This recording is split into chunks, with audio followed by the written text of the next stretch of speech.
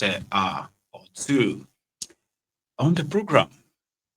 So tonight, brethren, mostly the program of Maiyegun is like the continuation of where we stopped yesterday, because there is a story from yesterday that is continued anyway. We're talking about the fight against uh, terrorism to reduce insecurity. But since APC, Egbekegbe, came to power in Nigeria, brethren, terrorism became an industry, a multi-billion dollars industry, that those who are fighting, supposedly fighting the scourge, the terrorism, have become so compromised that you can easily tell from their body language, from their policy formulations and their actions too. It is only in Nigeria, at least from my own understanding, it is only in Nigeria where terrorists are being negotiated with. Not just that, they are also being rehabilitated so that they won't be terrorists.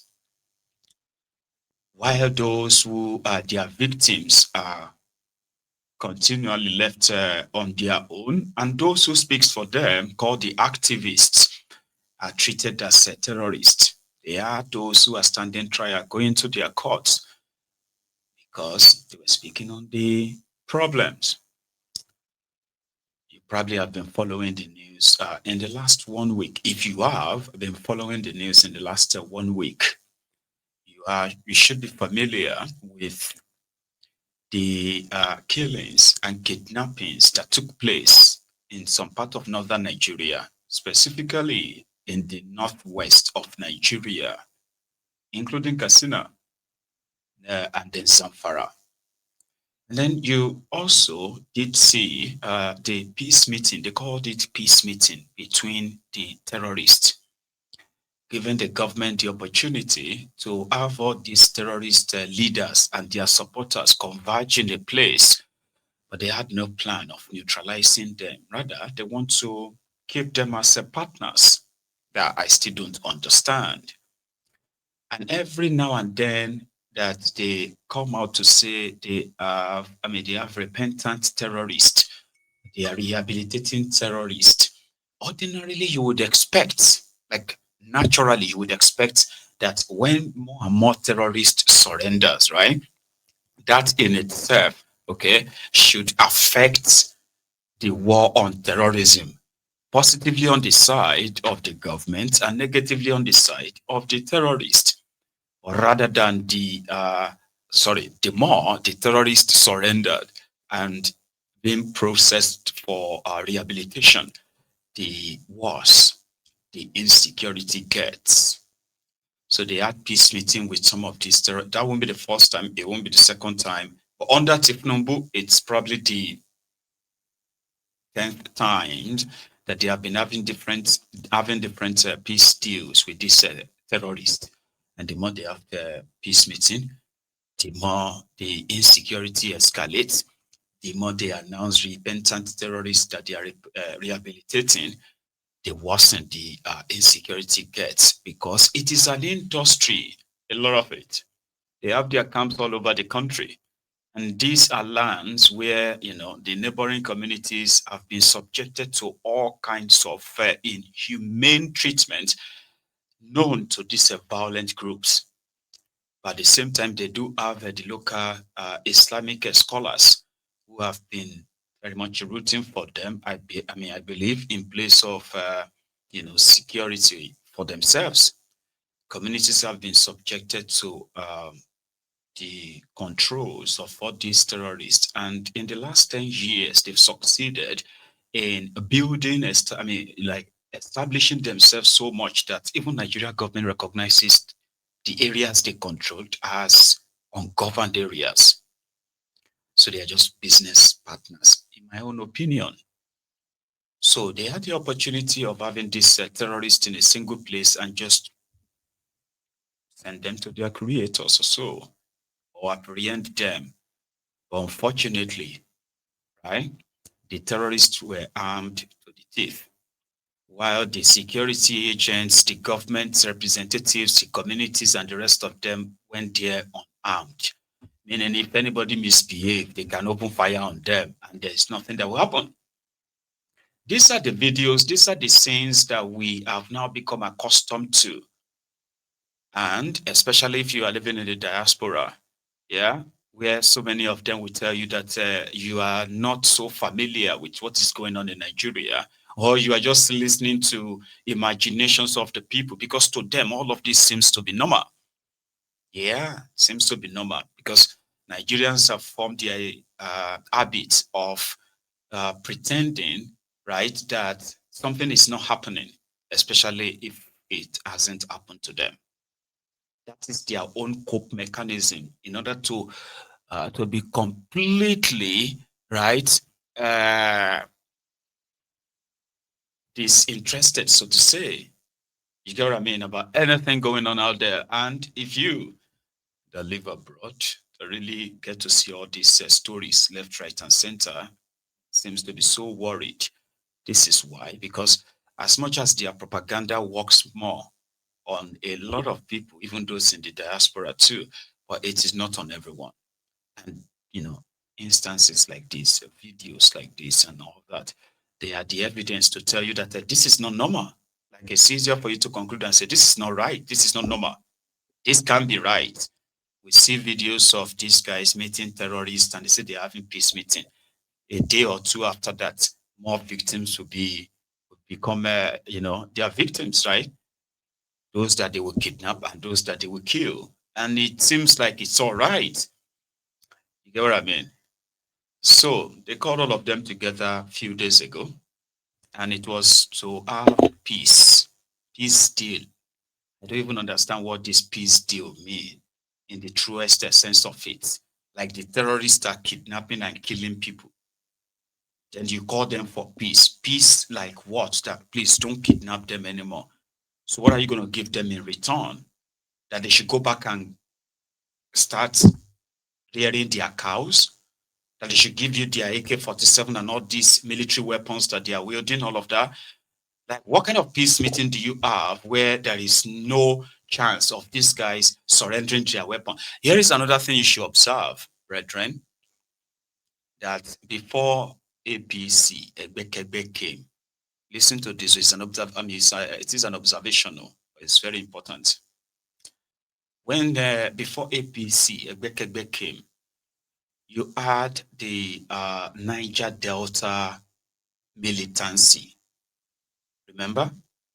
And then they offered them peace deal, Yaradua. Remember, amnesty for the Niger Delta militants. At least to make us believe that truly is an amnesty, and these ones they have, and the amnesty then was that they will surrender their weapons and they will present themselves for a federal government opportunities to train them, those who want to go back to school, those who want to learn any form of a skill, and those who are going to be put on something called the amnesty benefit. It's like the benefit that you get abroad too, right? So they put that program together. They called it amnesty program, and for that moment, we saw militants, yeah, Niger Delta terrorists of the time. They all came out with all kinds of weapons. They surrendered them to mark an end to militancy. Remember, even though they didn't really end it, but to some extent, right? It was clear what they wanted, what they were offered, and the deal they signed. Can anybody tell me that since Bokwari became your president, when Bokwari became your president, have you ever seen anywhere that the repentant Fulani terrorists, repentant Boko Harams, came out and they handed over their guns? But this Olori Buruku APC, Egbekegbe, they will see terrorists that kidnap children, raped them, put them in family ways. 14-year-old, 15-year-old kids with 3 children. They were kidnapped from different communities, taken into the forest. You will see these terrorists walking out with the young woman the child that has now become his wife, and another 3 underage, children. And then they will show them and say they are the repentant terrorists. Where is their gun? Like, where are their guns? Have you ever seen anything like that? Or, I don't know, I just started observing that, like, hang on. Every time they tell you that repentant terrorist, rehabilitated terrorist, I have never seen anywhere that the terrorists handed over their gun, like their guns, and say, you know what, we are no longer doing terrorism. We have repented. Have you ever seen one? But I've always seen these terrorists armed to the teeth with all kinds of guns, including grenade launcher, a rocket launcher, RPG. They'll be brandishing them in front of the government officials, military officials, DSS, all of them coming to come and do peace talk. So what exactly are they offering them as, for peace?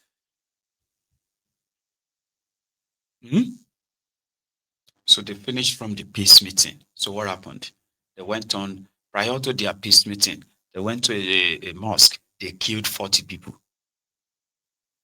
After that, after the peace meeting, they went to another mosque in another place. They kidnapped over 40 people.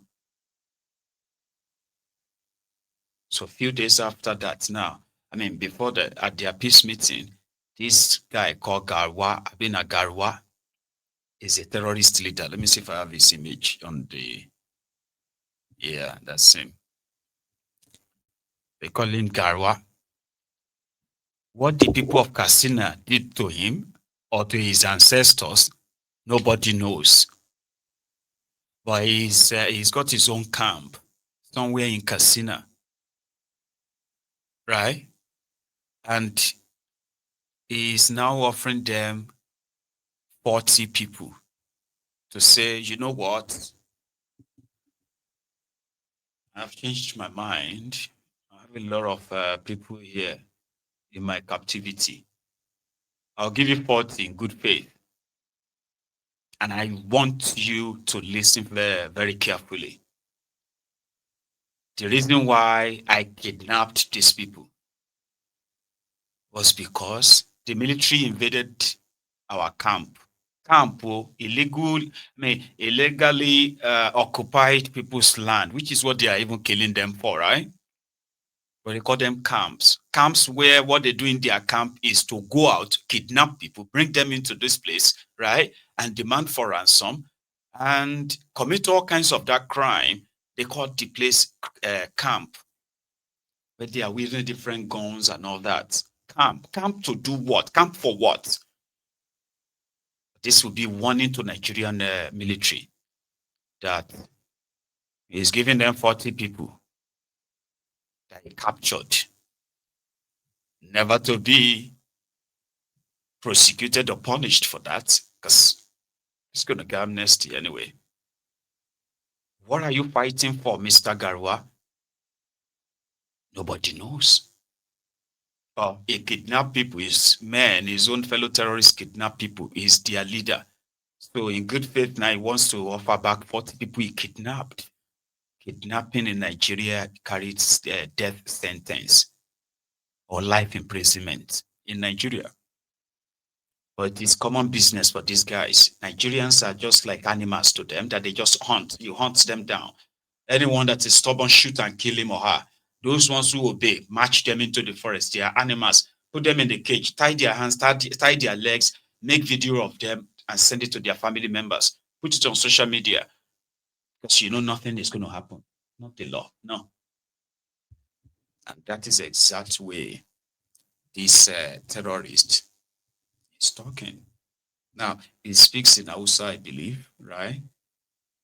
Where he dished out the warnings to the Nigerian army that if they attack his camp again, it won't be funny or something like that.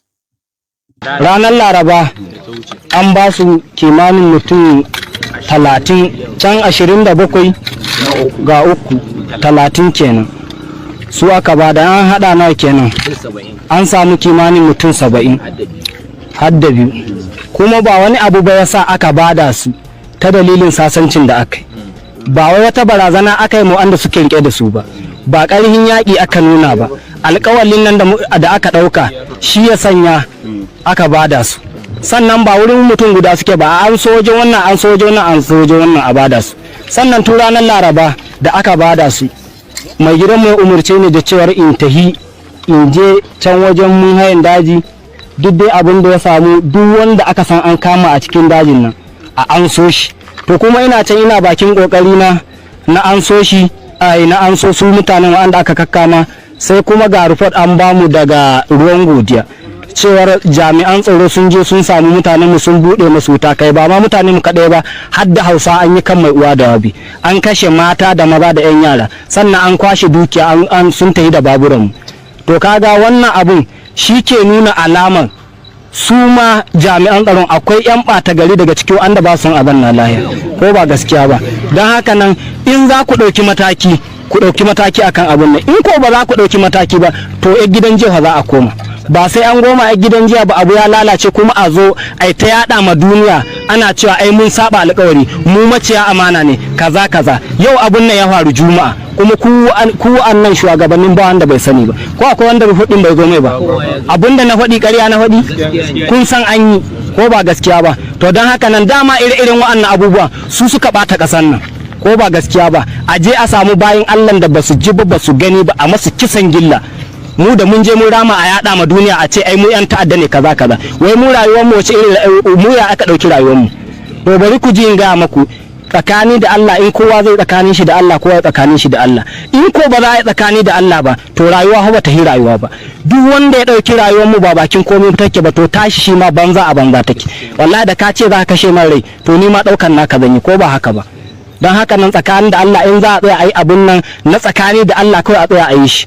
Ku shugabanni tsakanin da Allah ku daukan mu abun nan mataki, ko ba gaskiya ba. Yanzu misali wannan abun da ya faru a ruwan godiya yau Juma'a, inda a ce kamar irin mutanen mu ne suka je suka yi wani abun da bai dace ba, yanzu da an baza ma duniya cewar ai an saba alkawali, mutanen nan maciya amana ne kaza ya kaza, ga nan da yin alkawali da su sun samu manoma ko kaza kaza ko da yan cikin gari haka talaka sun je sun bude masuta. To jami'an tsaro sun zo suka zo suka yi mana wannan abu, kuma ko da suka zo suka kashe mutane abun ya shahi hada Hausa ta dalilin wa akai, ta dalilin Hausawa aka zo akai. Da a ce ba Hilani cikin gari ai ba za su zo su kashe mana mutane ba, ko ba gaskiya ba. Amma ta dalilin mutanen mu na ciki suna rayuwa da mutanen ku, shi yasa aka zo akan kashe su, an zo su ma an taba wanda ba a san taɓa su, wanda aka ɗauki rayuwarsu da muhimmanci, wanda ake son a kare, ko ba haka ba. To don haka nan tsakanin da Allah wannan abun in ba za a yi tsakani da Allah ba to gidan jiha za a koma, kowa ya san da wannan.